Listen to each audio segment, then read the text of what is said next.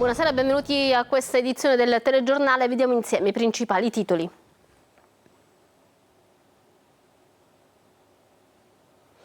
Prime ammissioni degli indagati, interrogatori a Palermo, davanti al GIP tra chi respinge le accuse e chi invece fa le prime ammissioni. Fra le prime ammissioni, appunto, per uno degli indagati c'è stata la revoca della richiesta di arresto. Intanto i ROS trovano nelle case di Cuffaro 80.000 euro in contanti e li sequestrano. E poi ancora contro il sistema scende in piazza l'opposizione davanti Palazzo d'Orléans. Decuffarizziamo la Sicilia, chiedono le dimissioni del presidente della regione Schifani. C'è stata appunto una manifestazione dell'opposizione davanti al Palazzo d'Orléans. All'Ars, la relazione della Commissione parlamentare antimafia, questa regione è vissuta come un bancomat. Cracolici denuncia un diffuso sistema di corruzione che mina le fondamenta della pubblica amministrazione in Sicilia e invita la politica a reagire con decisione. Poi ancora a Catania, lei lo denuncia e il suo ex però non si arrende,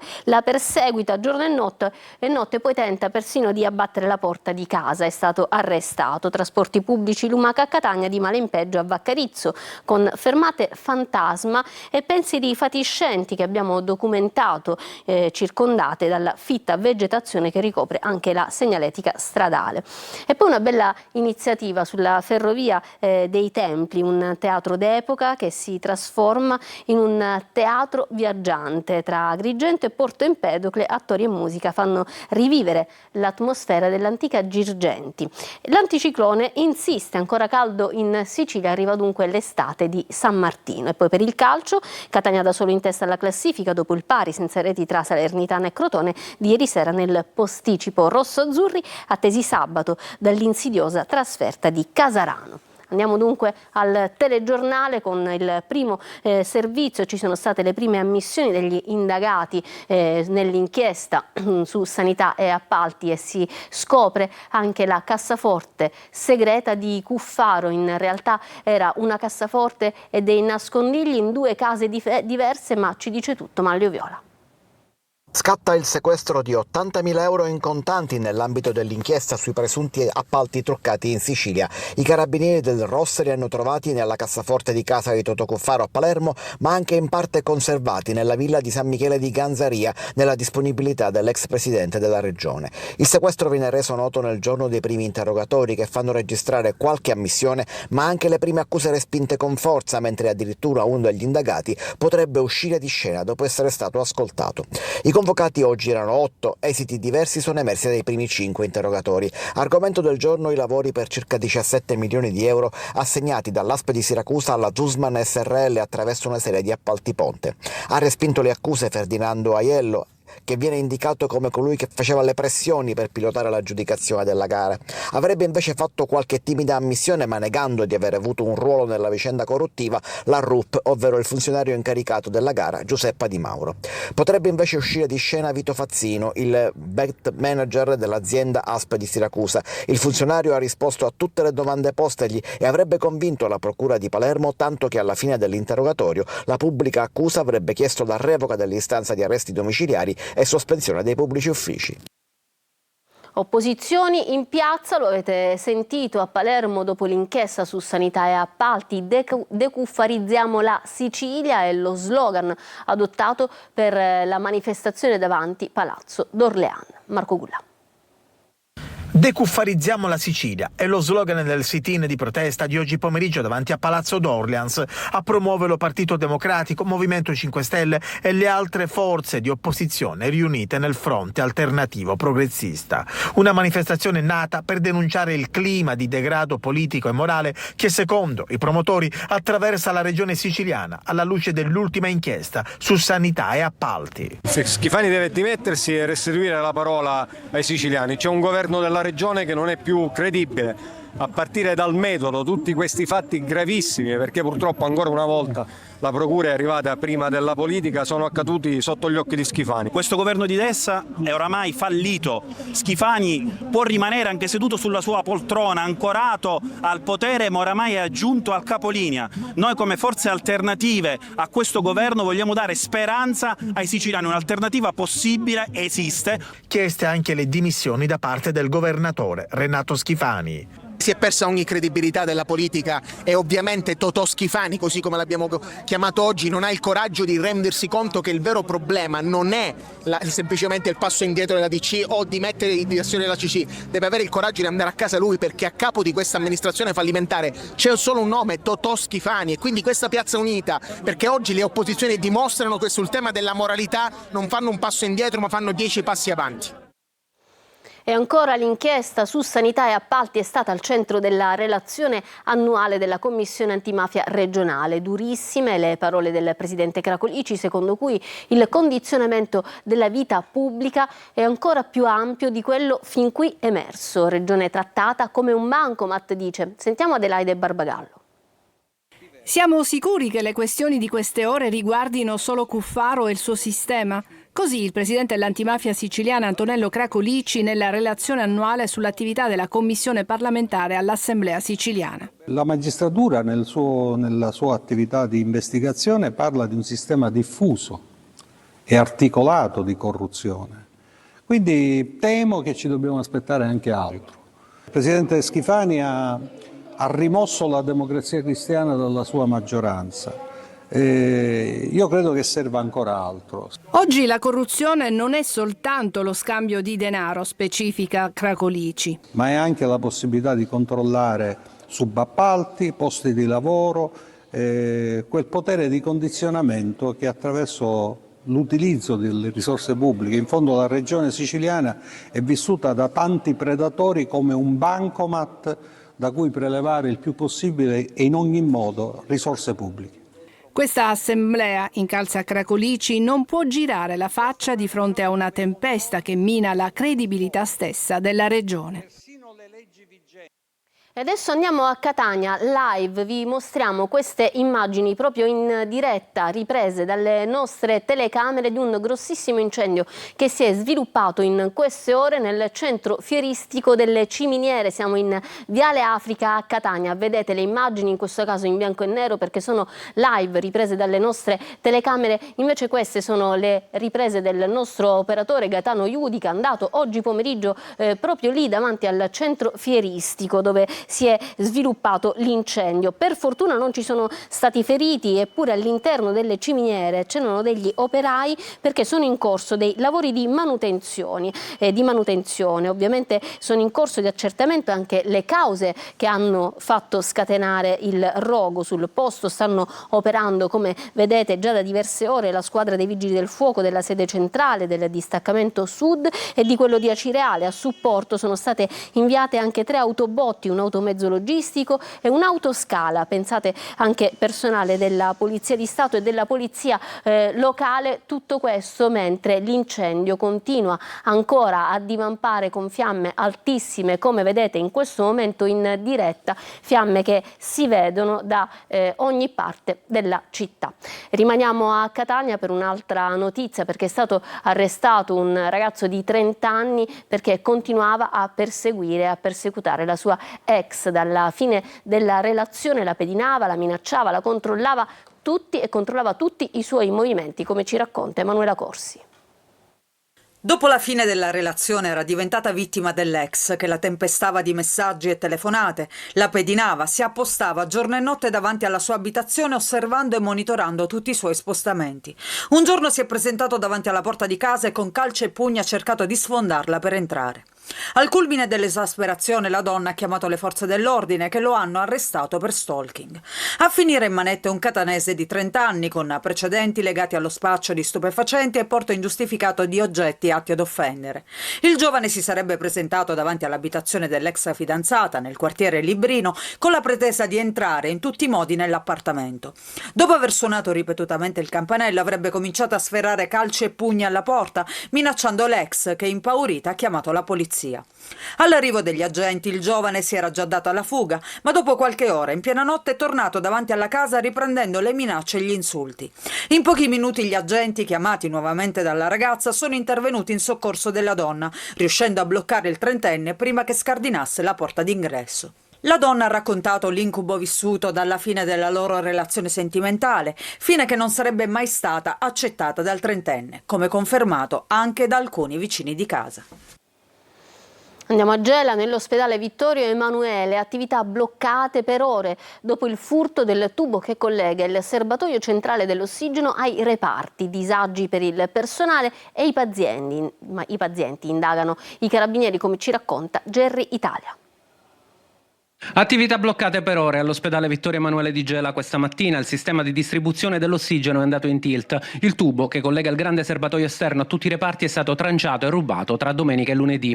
Un tubo di rame dal valore di poche decine di euro che però rappresenta la linea vitale dell'intera struttura sanitaria. Un furto che avrebbe potuto creare un disastro. Senza ossigeno, reparti come terapia intensiva, chirurgia e pronto soccorso rischiano la paralisi. Fortunatamente l'ospedale ha attivato subito le linee di riserva garantendo ossigeno ai pazienti più fragili mentre venivano attivate tutte le procedure d'emergenza. Inoltre, secondo le prime valutazioni tecniche, l'azione avrebbe potuto provocare conseguenze ancora più gravi. Il tubo sottratto trasportava ossigeno ad alta pressione, il suo taglio avvenuto senza controlli avrebbe potuto innescare un incendio o una deflagrazione, mettendo a rischio il personale e i pazienti presenti nella struttura. La ditta Medicare, in arrivo da Raffadali, è intervenuta per ripristinare la tubazione. Si tratta di un danno economico minimo quasi irrilevante, ma la gravità sta nel rischio corso, mettere in ginocchio un ospedale per rivendere pochi metri di rame. Un ospedale che negli ultimi mesi sembra essere sotto attacco. Solo nelle scorse settimane 2 furti alle macchinette del bar scassinate con un piede di porco, bottino misero ma danni ingenti, poi un altro colpo nella mensa dove sono scomparse un'affettatrice industriale e derrate alimentari. Adesso anche l'ossigeno.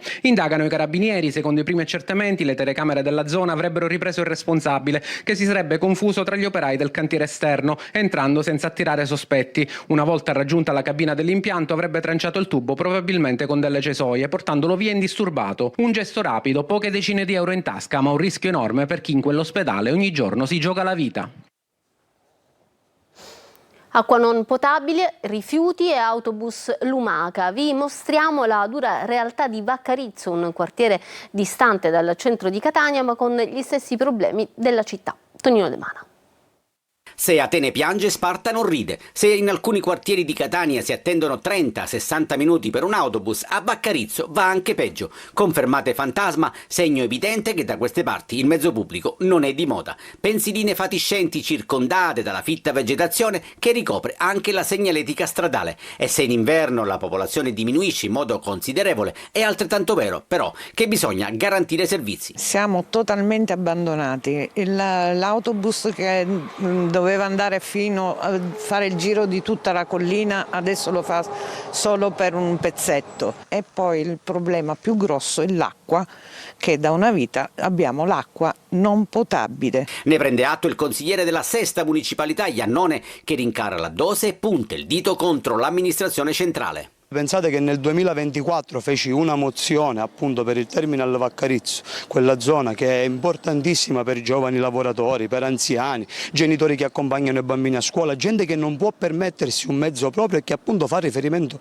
sui servizi di trasporti pubblici. L'amministrazione centrale deve farsi carico delle proprie responsabilità, anche qui sono cittadini di Catania. Siamo lontani da Catania, ma anche qui resiste una pessima abitudine, quella di scaricare rifiuti di ogni tipo. La discarica che vedete in queste immagini non è in una strada secondaria, ma si trova a ridosso della statale 114 Orientale Sicula. Non si spiega e soprattutto non si capisce come gli incivili di turno possano fermarsi, scaricare ed andare via indisturbati, creando un danno ambientale non indifferente. L'oasi del Simeto è ad un passo, lì la natura è protetta. Ma da chi? Il calendario del 2026 della Polizia di Stato è un viaggio tra storia e passione grazie agli scatti che ripercorrono in 12 mesi l'impegno quotidiano di donne e uomini che ogni giorno operano sul territorio, come ci racconta Simona Mazzone. Un racconto ricco di storia e passione di chi veste ogni giorno la divisa negli scatti di Benedusi e Sazzoni, i due fotografi che hanno dato vita al calendario 2026 della Polizia di Stato, che entra anche in questo nuovo anno nelle case degli italiani e nei luoghi di lavoro, trasmettendo, grazie alle immagini, momenti di impegno quotidiano. C'è la squadra mobile, i cinofili, la scientifica nei 12 scatti che raccontano il lavoro sul campo, ma anche l'umanità delle forze di polizia. Uomini e donne in un viaggio lungo il paese che proteggono con spirito di sacrificio e abnegazione. Un ritratto di chi si impegna tutti i giorni sul territorio e che spesso lo fa in silenzio, senza proclami e rumore, nonostante le difficoltà oggettive in cui ci si imbatte quotidianamente. E come ogni anno il calendario rappresenta anche uno strumento concreto di solidarietà. I proventi verranno devoluti al piano Marco Valerio per sostenere i figli gravemente malati dei poliziotti e grazie alla collaborazione ormai ventennale con UNICEF sarà sostenuto un progetto in Zambia per garantire a ogni bambino il diritto all'accesso all'acqua.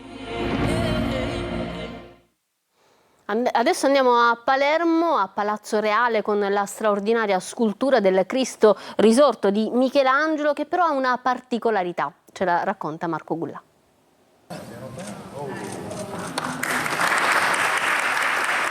Eccolo a Palazzo Reale a Palermo il Cristo risorto Portacroce Giustiniani, una delle grandi opere di Michelangelo. La sua storia e la sua attribuzione hanno da sempre generato un grande interesse tra gli studiosi. Quella vena nera sul volto, un difetto naturale del marmo, apparse agli occhi di Michelangelo come una grave imperfezione, a tal punto da indurlo a non completare l'opera. Oggi invece è considerato uno dei capolavori della scultura rinascimentale e rappresenta un importante esempio dell'arte del divino. Significa che c'è una particolare attenzione, tantissime collaborazioni con enti, così come è stato in passato per Picasso o altre collaborazioni, come ad esempio mi viene di pensare alla Pinacoteca di Brera insieme al direttore Angelo Crespi. Credo che il livello della fondazione sia sempre più alto. È un Cristo neoplatonico quello di Michelangelo, radioso, esteticamente sublime, che illumina e guarisce ogni ferita e pena dell'umanità. Quest'opera ha vissuto una vicenda molto singolare, direi unica nella storia dell'arte, perché di fatto è rimasta negletta agli studi fino agli anni 90 del secolo scorso e francamente è la prima volta che un'opera così importante diciamo così, ha subito una fortuna così tarda. La straordinaria scultura in marmo sarà fruibile al pubblico dal 13 novembre.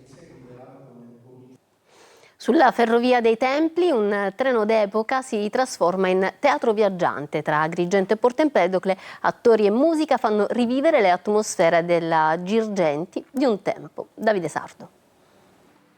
Sulla Ferrovia dei Templi è andato in scena un viaggio unico tra teatro e memoria. Un treno d'epoca trasformato in palcoscenico viaggiante, dove storia e letteratura hanno preso vita tra Agrigento e Porto Empedocle.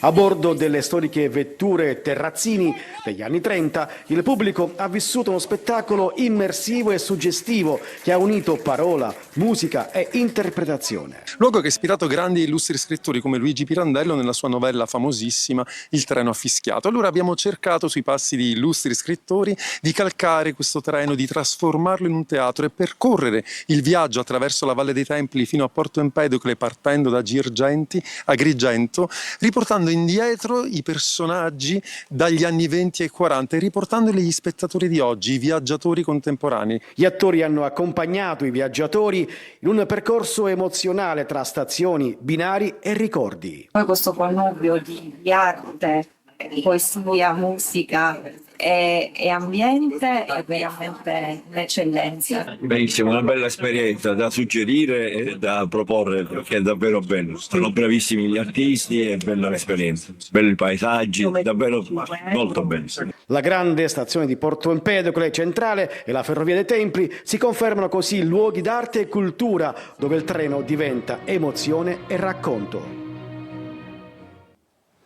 E oggi è l'11 novembre, si celebra come da tradizione l'estate di San Martino. Il meteo, in buona parte soleggiato, non smentisce questa tradizione. A tavola rigorosamente castagne, salsiccia e vino, salvo qualche fuorimenù. Desiree Ferlito.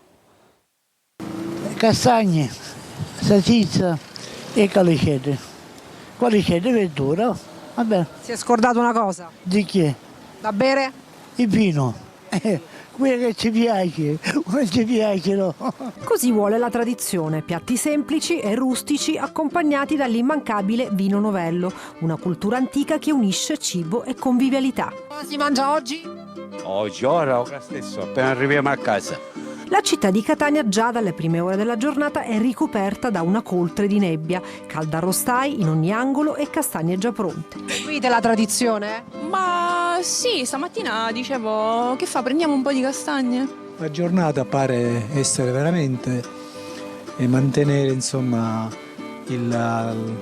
quello che è il detto di San Martino, quindi veramente una giornata d'estate. La tradizione dell'estate di San Martino, legata a un'antica leggenda, celebra intorno all'11 novembre il ritorno di una piccola estate, anche se in Sicilia la bella stagione dura quasi tutto l'anno. Sulle tavole dei siciliani vincono le castagne, anche se questa occasione, immancabile per alcuni, sembra essere dimenticata dai più giovani. Che giorno siamo? 10, 11 novembre?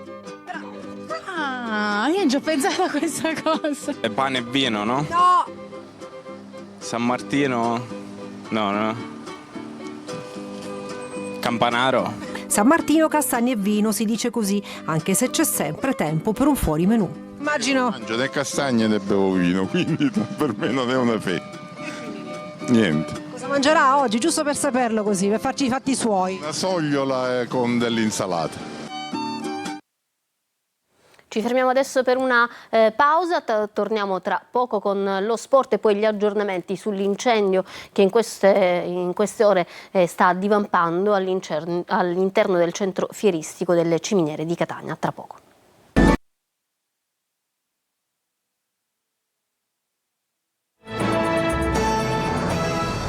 Ritorniamo in studio con lo sport, il calcio, il pareggio tra Salernitana e Crotone di ieri sera nel posticipo lascia il primo posto in classifica in solitaria al Catania, atteso sabato dall'insidiosa trasferta di Casarano. Francesco Triolo.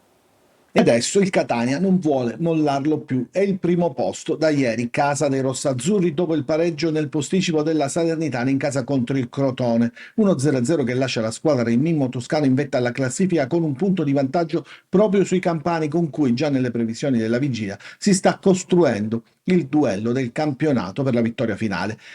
Il successo sull'Altamura ha rappresentato un momento importante per il cammino del Catania, un bivio quasi spartiacque per la crescita dell'intero gruppo, la cui compattezza è testimoniata anche dalla foto finale con le maglie di Aloy e Chilafi. Una partita giocata in maniera perfetta, accorti nel non scoprirsi, senza frenesia, capendo quale fosse il momento giusto per colpire l'avversario. Ecco perché i 3 punti contro l'Altamura vanno oltre la classifica.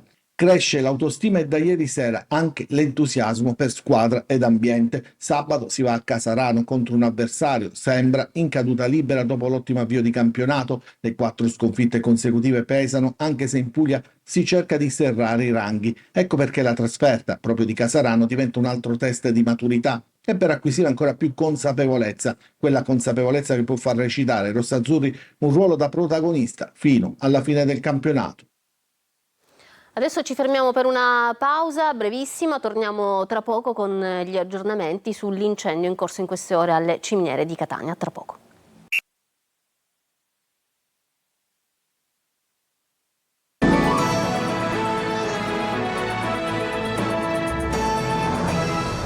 Ritorniamo in studio. Prima di chiudere andiamo live a vedere le immagini delle nostre telecamere. Questa volta ve le mostriamo non più in bianco e nero ma a colori. Vi mostrano l'incendio che in queste ore sta ancora divampando all'interno del complesso fieristico delle Ciminiere. Un incendio che si è sviluppato intorno alle 17 di questo pomeriggio, che pareva fosse stato domato, ma che invece poi ha ripreso ripreso corpo. Il fuoco è davvero impressionante, lo vediamo in questo momento, le fiamme sono altissime e si vedono anche da lunghe distanze, infatti anche automobilisti, ma la gente da casa si affaccia perché ci arrivano messaggi, video proprio dai telespettatori per documentare quello che vedono dalle loro case. Quello che vediamo invece in questo momento in diretta sono proprio le immagini live che arrivano da Viale Africa.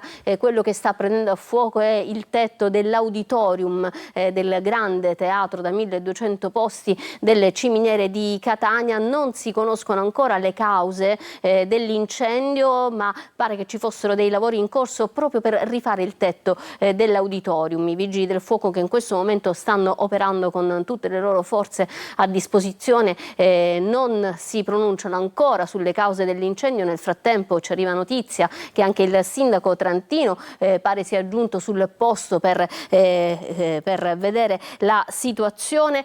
Proprio quando è scoppiato l'incendio, intorno alle 17 del pomeriggio, gli operai erano al lavoro. Pensate che il teatro, l'auditorium ovviamente è fatto anche di legno, ci sono attrezzature, c'è tanto legno all'interno del teatro, quindi è facile poi che l'incendio possa svilupparsi in questo modo. La cosa certa è che prima sembrava essere stato domato e poi ha ripreso forza, e le immagini che vedete sono sicuramente impressionanti. Vedremo nelle prossime ore come si svilupperà la situazione e sicuramente vi daremo conto dello sviluppo di questa notizia. Per stasera è tutto, grazie per essere stati con noi da parte mia, dei tecnici della regia, un buon proseguimento di serata, arrivederci.